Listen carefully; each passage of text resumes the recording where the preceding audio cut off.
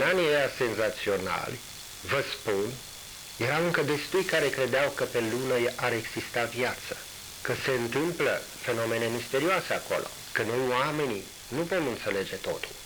Știți, în istorie și în religiile străvechi, luna era tărâmul în care călătoreau sufletele după moarte, iar apoi, la apariția lunii noi, ele renășteau. Luna înseamnă ciclul vieții, ea guvernează destinele fiecăruia.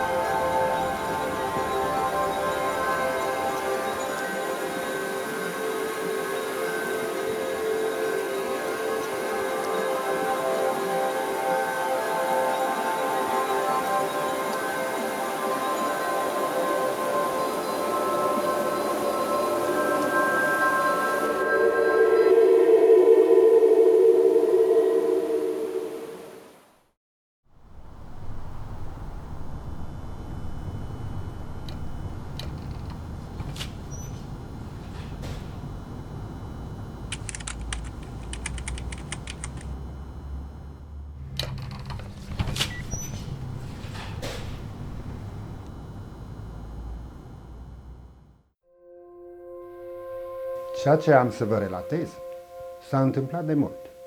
Nu știu câtă lume mai este interesată astăzi de lună. Mii de ani ea a fost adorată și visată. Acum toate astea s-au pierdut. A rămas doar un tărâm plin de praf.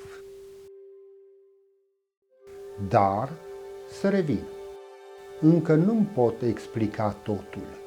Eram în 20 iunie 1969.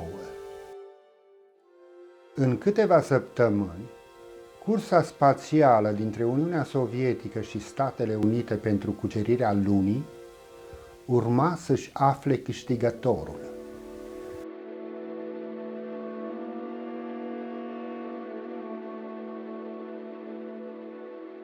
Fiecare superputere vroia cu ardoare să exploreze această lume extraterestră. Să fie ei primii. Să-și scrie numele în istoria umanității pentru totdeauna.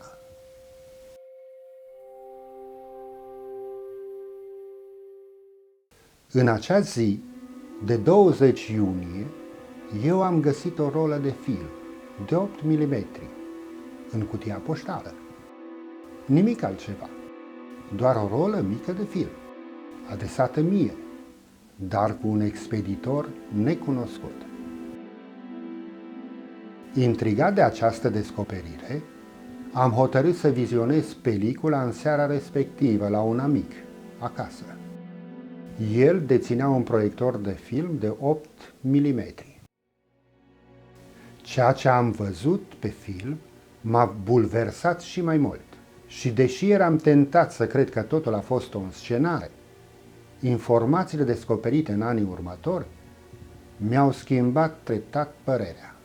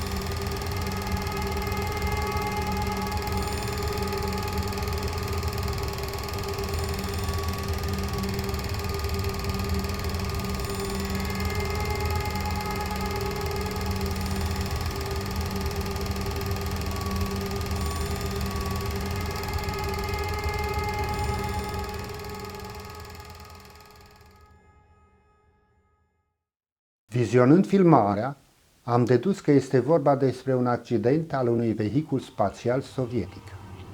Casca, cu semnele SSSR, dovedea că ea a aparținut unui cosmonaut rus. Dar ce fel de accident? Mă gândeam că o rachetă cosmică în lansare de pe cosmodromul Baikonur din URSS nu s-ar fi putut dezintegra deasupra Carpaților, la o distanță de 4.000 de kilometri. Dar o capsulă cosmică, total necontrolată și intrată într-un unghi prea abrupt la reîntoarcerea pe Pământ, poate. Se pot depăși 1800 de grade Celsius în urma frecării cu aerul. Capsula zboară prin foc și cu o viteză fabuloasă. Ar putea exploda, deci în urma unei defecțiuni la rezervoarele de protoxid de azot, iar rămășițele ei să cadă pe Pământ de la câțiva kilometri. Apoi, cosmodromul Baikonur se află pe latitudinea de 45 grade nord, la fel ca și munții Carpați.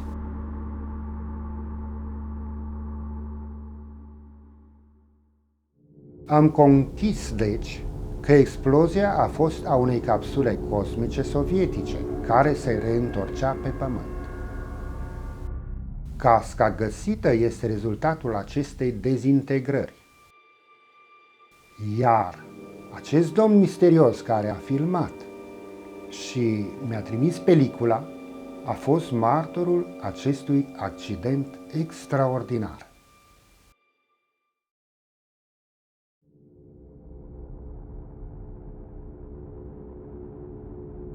Dar cu ce scop a fost trimisă această misiune sovietică în iunie 69? Tocmai atunci, în preajma plecării americanilor spre lună.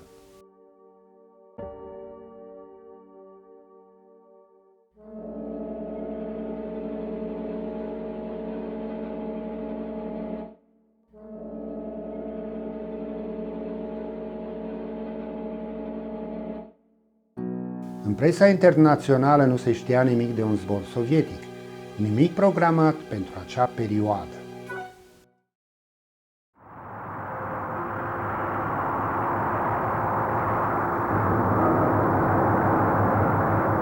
Since ancient times, since the beginning of man's ability to think, he has gazed at the heavens and dreamed that someday he would travel through space to explore the moon and planets. Установлена и поддерживается двухсторонняя радиосвязь.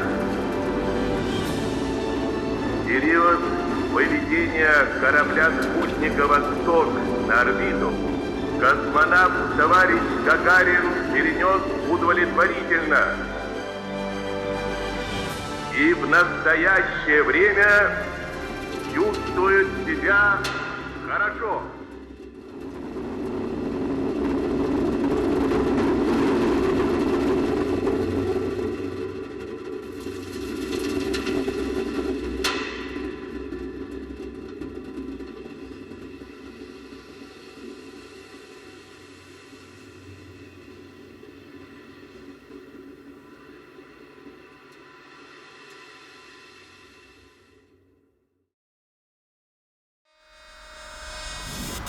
În 1993 am fost invitat la o conferință de astronomie la Moscova. M-am întâlnit întâmplător cu profesorul Misha Gruzdiev de la Institutul de Fizică și Tehnologie. El colaborase în trecut la Nauka i Жизнь, celebra revistă sovietică de știință, și i-am povestit dânsului incidentul cu casca de cosmonaut. Mi-a răspuns că după anii 1980 au apărut niște zvonuri extraordinare pe la ei la redacție, cum că Zond L1S3, o misiune sovietică, a încercat să trimită primul echipaj uman către lună în iunie 69, înaintea americanilor, deci cu doar câteva săptămâni. Un gest pregătit doar de anumiți savanți și cosmonauți voluntari. Ultra secret. O misiune imposibilă, aș zice.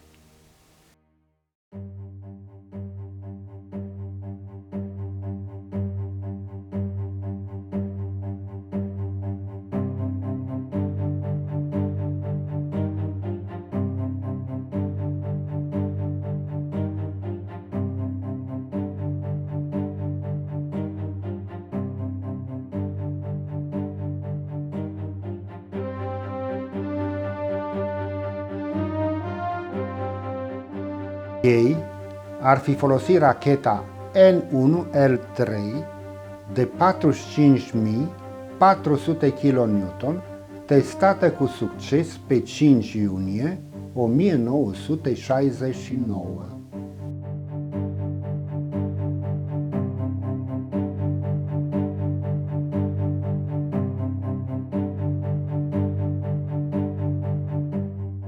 Modulul care trebuia să ajungă pe lună, Lunar Corabl Z, era micșorat ca dimensiuni, cu mult mai ușor ca precedentele.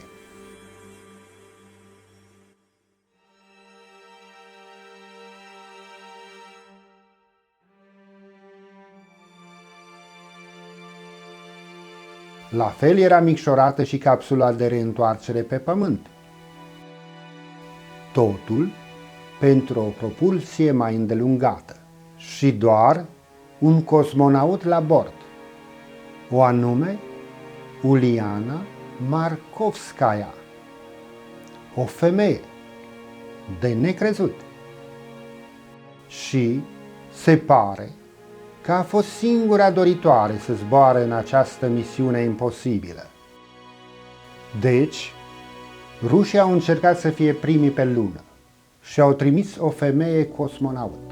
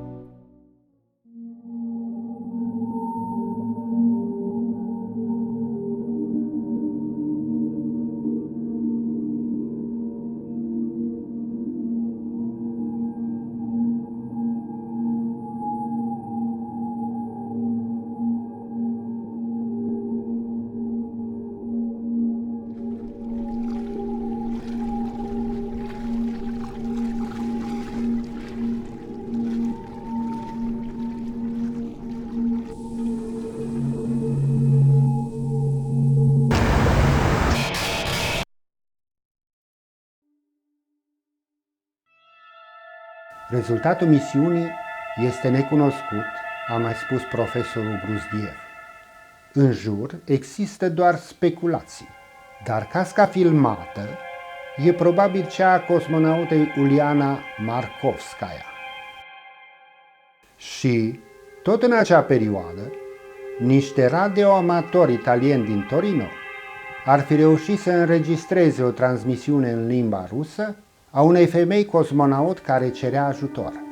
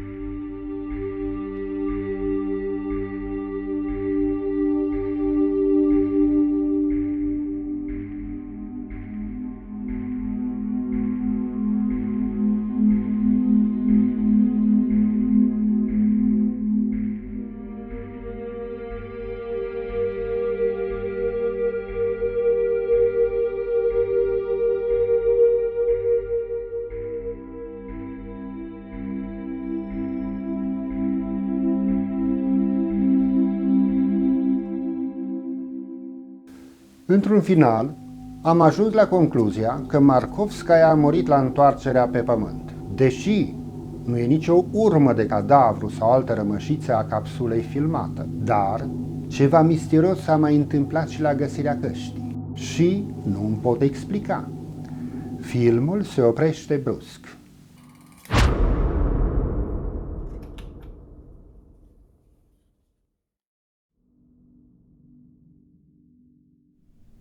Adevărul despre toate acestea? Nu știu. Poate că Markovskaia a reușit cumva să ajungă pe lună. Cine știe?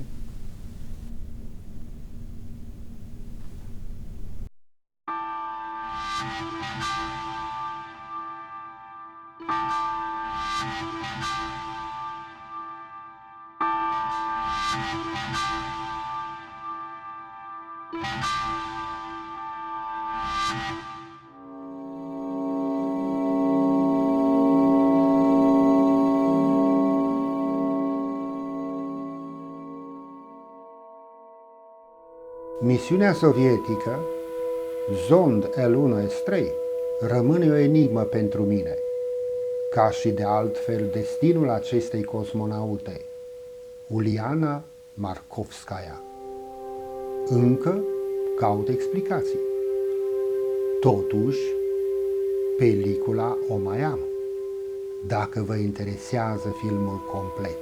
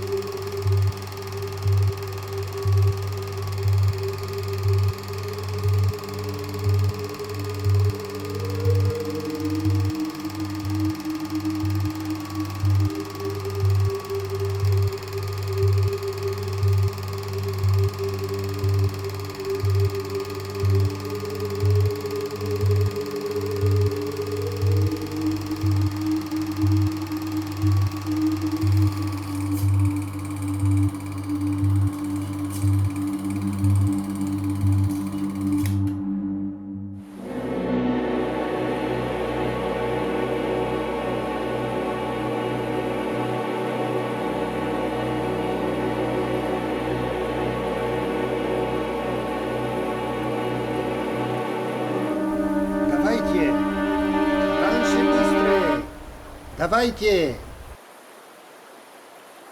Раньше быстрее! Давайте!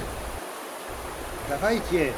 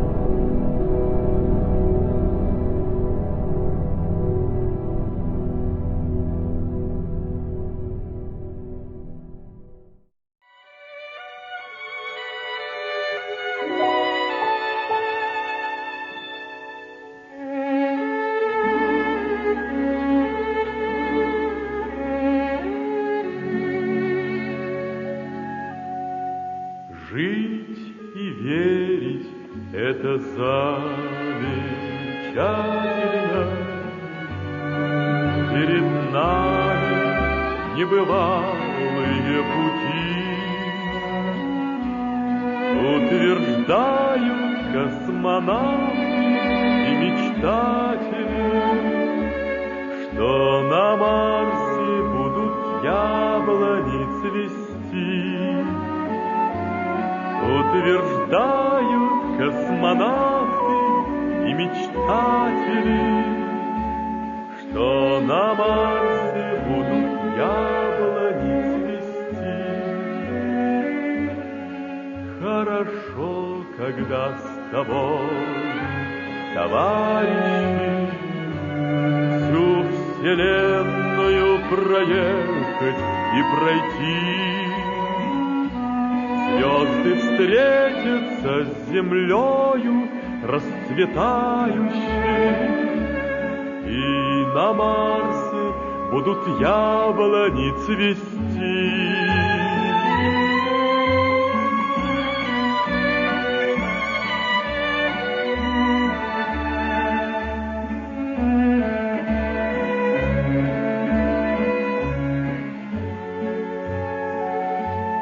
Я со звездами сдружился дальними. Не волнуйся обо мне и не грусти. Покидая нашу землю, обещали мы, что на Марсе будут яблони цвести. Покидая нашу землю, обещали мы, что на Марсе будут яблони